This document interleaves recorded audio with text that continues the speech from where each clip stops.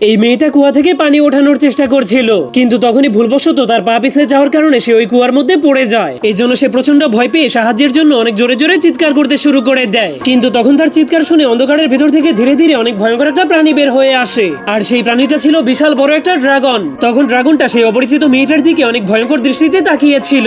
এই জন্য মেয়েটা অনেক ভয় পেয়ে কাঁপতে শুরু করে দেয়। এরপর সে দেখতে পায় সেখানে আরেকটা ড্রাগনও চলে এসেছে, যা দেখার পর মেয়েটা বুঝতে পারে আজকেই তার জীবনের শেষ দিন। এই জন্য সে অনেক ভয় পেয়ে নিজের চোখগুলোকে বন্ধ করে ফেলে। কিন্তু তখন তার সাথে আজব একটা ঘটনা ঘটে যায়, কারণ ড্রাগনটা ধীরে ধীরে তার মাথাটাকে নিচু করে মেয়েটার কেটে যাওয়া হাতটাকে তার জিহ্বার মাধ্যমে জাদু করে ঠিক করে দেয়। সেই কাটা জায়গাটা এমন ভাবে ঠিক হয়েছিল যে সেখানে কোনো দাগই দেখা যাচ্ছিল না। এই জন্য মেয়েটা অনেক অবাক হয়ে ড্রাগনগুলোর পায়ের দিকে তাকানোর পর তাদের পায়ে শিকলের অনেক বড় বড় ক্ষত দেখতে পায়, কারণ এক সময় মানুষেরা তাদেরকে শিকল দিয়ে বন্দী করে রেখেছিল।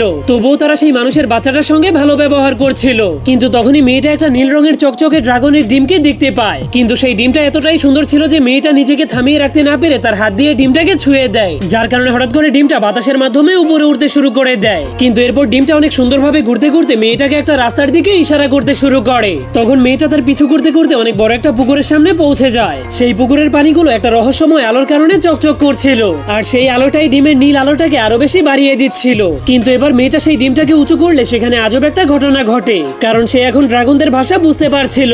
তখন মা ড্রাগনটা ধীরে ধীরে তাকে বলে এটা হলো আমাদের শেষ বংশধর। তখনই ড্রাগনের ডিমটা আবারও উড়তে উড়তে সেই পুকুরের উপরে গিয়ে ঘুরতে শুরু করে দেয়, আর এই ডিমটাকে শুধুমাত্র এই জাদুময় পুকুরের পানি ফুটাতে পারবে। তখন মা ড্রাগনটা মেয়েটাকে বুঝিয়ে বলে এই নতুন জীবনের দায়িত্বটা তোমাকে দিয়ে গেলাম। কিন্তু এটা বলার পরেই মা ড্রাগনের চোখগুলো ধীরে ধীরে বন্ধ হয়ে যেতে শুরু করে। এজন্য সে বলে আমার কাছে আর বেশি সময় নেই, কারণ এখনই ড্রাগন শিকারীরা আমাদেরকে মারার জন্য এখানে চলে আসবে।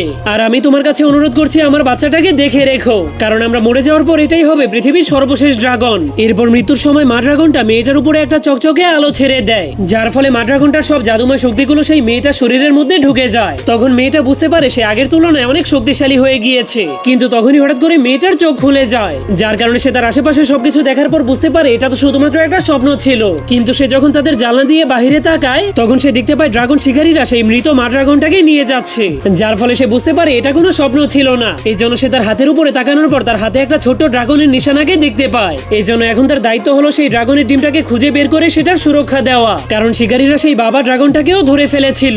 এই জন্য এখন সেই মেয়েটাকে সব শিকারীদেরকে মেরে সেই একমাত্র ড্রাগনের ডিমটাকে সুরক্ষা দিতে হবে।